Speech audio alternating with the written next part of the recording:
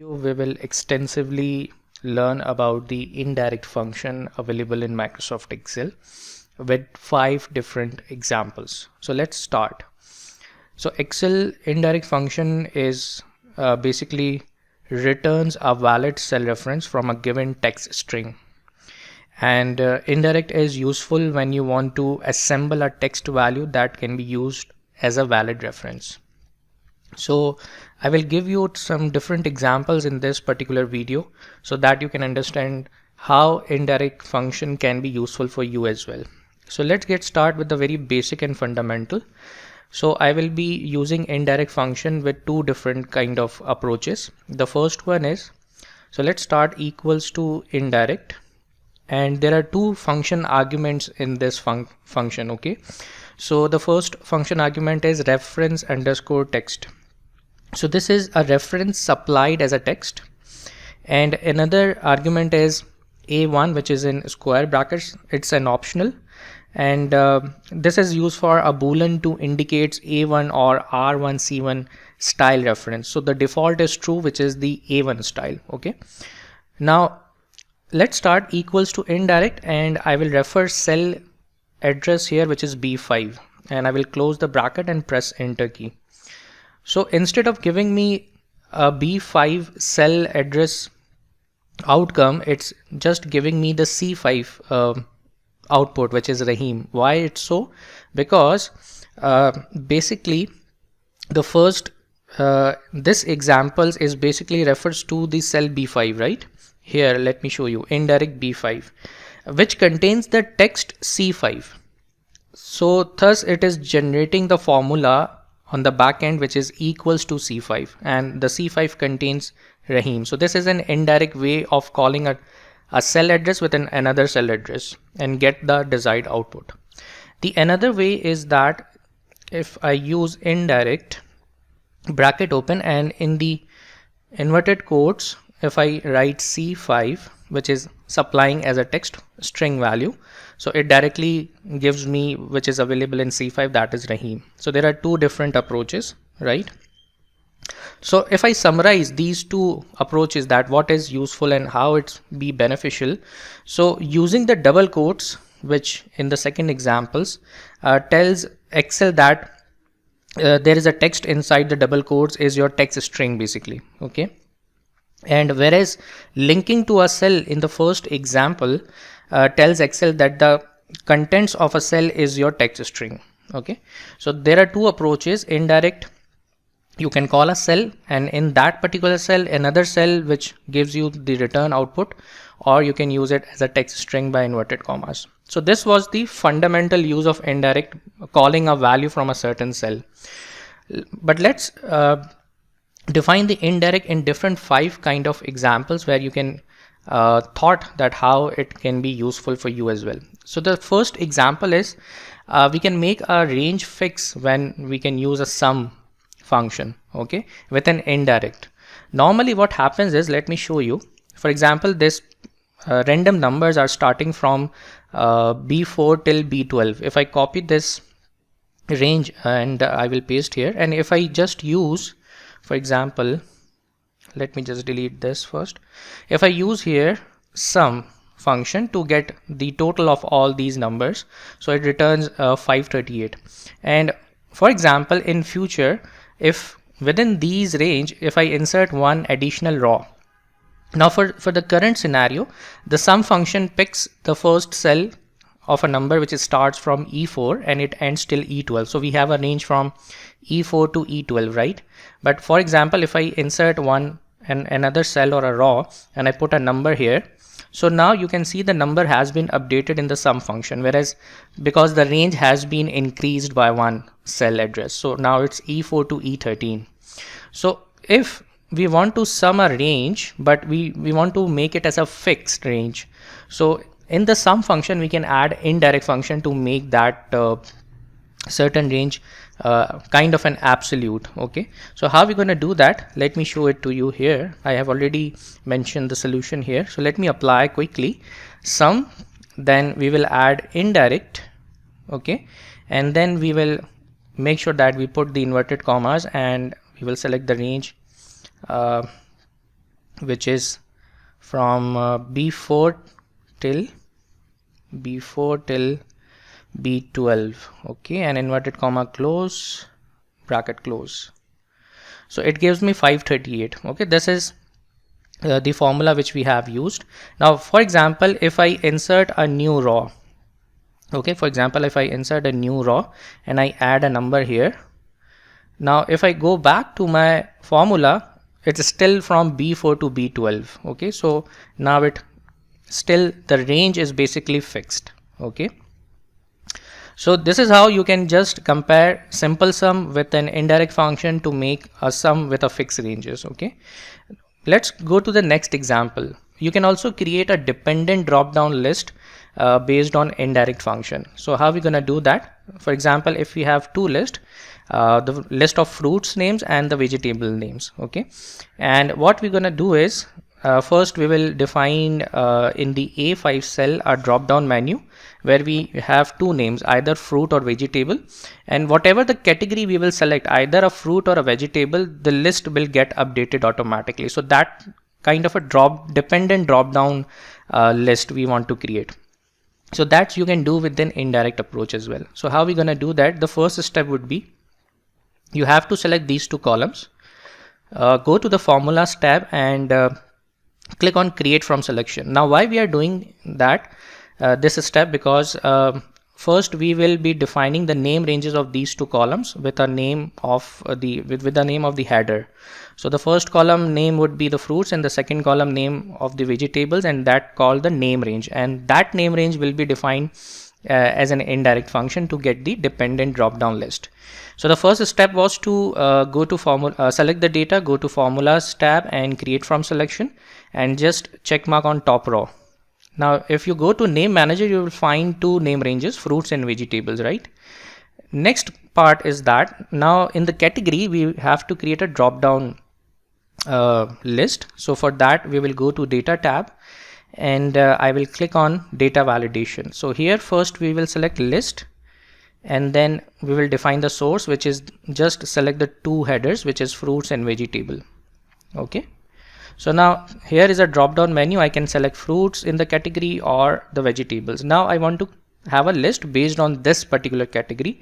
So I am on B5, which is my active cell. Now I will go to again data validation and I will say create a list, but in the source now I will use the indirect function. So equals to indirect bracket open, and I will give the cell address, which is the category in A5, and I will close the bracket.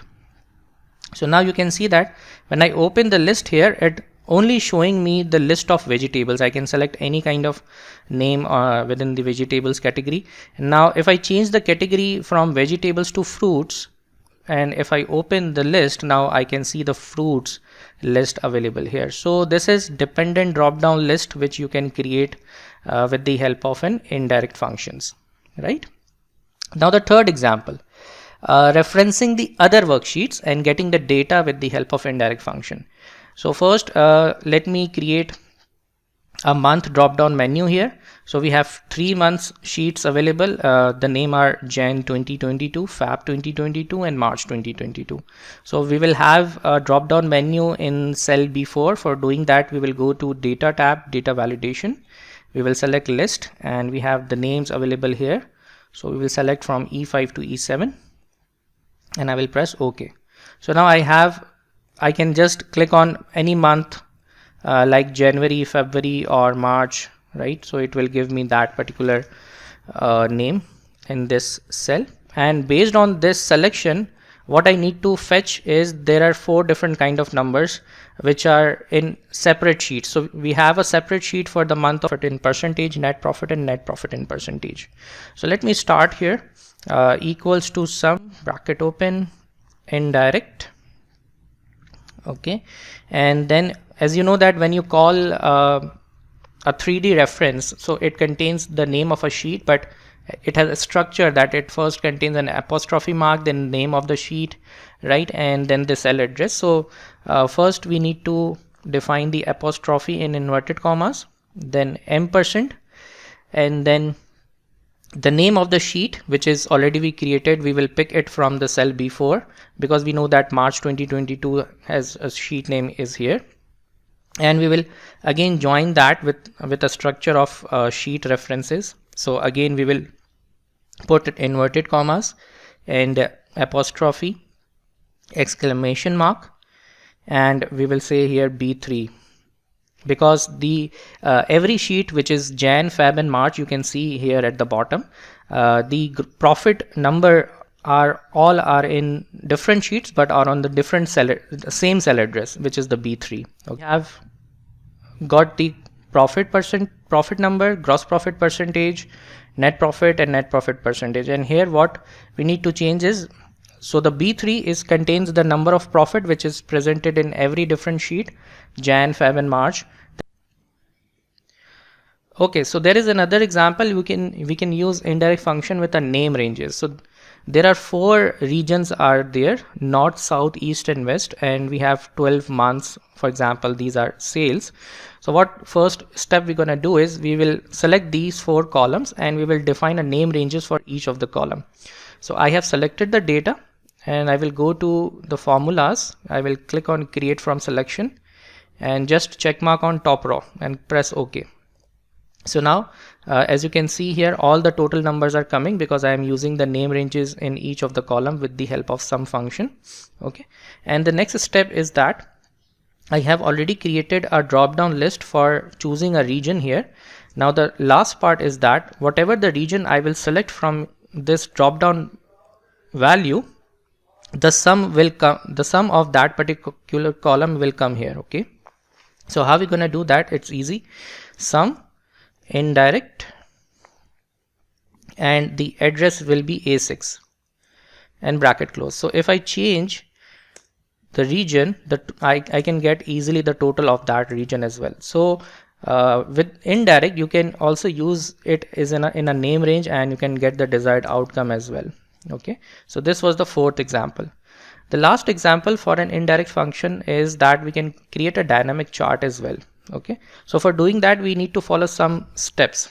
So step number 1, we need a drop down menu, and in the insert I will insert a combo box. So let me just draw the combo box.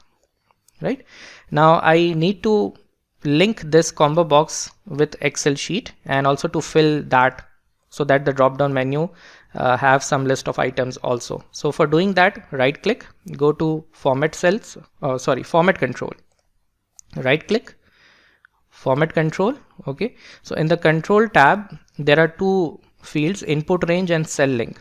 So in the input range we already have defined the 4 names. So we will pick from H2 to H5 and we will link the cell which will be the J2. Okay, and I will press OK. So I can select profit or gross profit percentage, and what I need to do is basically selection on any of the name here. I want that particular chart. Okay, so how can I get that chart basically? So it's very easy. I have already created these 4 chart based on the data: profit, gross profit percentage, net profit and net profit percentage. So the first step is to define each cell a name, so that because each cell contains a chart in it, so I will define a name range for each of the cell. So for the profit, which is in A1, I will go to the name box and I will say that the name which I want to assign is profit, and I will press the enter key. The next is gross profit percentage, so I will just add a name which is GP. Okay, you can define any other name you would like to. The third name will be net underscore profit. Remember that the name ranges cannot have spaces, so net underscore profit.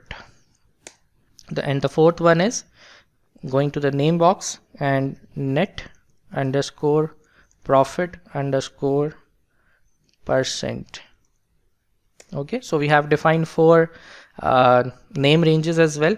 Also what we have done is we have also inserted a combo box and connected as well. Now the next step number 3 would be the selection, because based on this particular drop down menu, we want to select a chart, but one chart at a time. Okay, so for the selection, in the selection K2, we will use a VLOOKUP function. So lookup value is the output value. This basically represents whenever a user basically opens a drop down menu and he select any item, the number will generate here. So the user if select the third item from a list, so the output cell will select 3 here, and based on 3 we want a net profit. So imagine that if a user opens a drop down menu, if you want to select the first item, which is the profit, will be the 3, and then it will be as false. Okay, so for example, if a user selects here, for example, net profit, so this output generates 3 and it's selecting the net underscore profit, because net underscore profit has been defined as a name range for each of the chart. Okay, now the last part is that we will go to formulas and name manager, and we will create a new name range which will be based on an indirect function. So first we will define a name which will be choose underscore chart, or you can give any other name you would like to, and then here we will write a formula which is indirect bracket open, and we will go to the raw data sheet and we will say that pick this particular selection. Okay, and we know that it will not pick basically this cell value, it will indirectly pick the name range which we have defined for the chart. Okay, so I will close the bracket and I will press OK, close. So now what I will do is I will select a blank range which contains some columns and rows, and I will press Ctrl C for copy, and I will go to paste and I will say that make this range as a link picture. So once it is defined as a link picture, I will go to formula bar and I will say equals to choose underscore chart. So I will define that name range on this image and I will press the enter key. So I will successfully get that particular chart here, and what I can do is that whenever I can select any name from the drop down menu, it basically recalling or getting indirectly that particular chart, right? So this is cool and easy to create this kind of a dynamic chart with the help of an indirect function, right? So I have given you 5 different examples for the indirect function in this particular video, where you can be utilizing the indirect function to make your life easier. Thank you.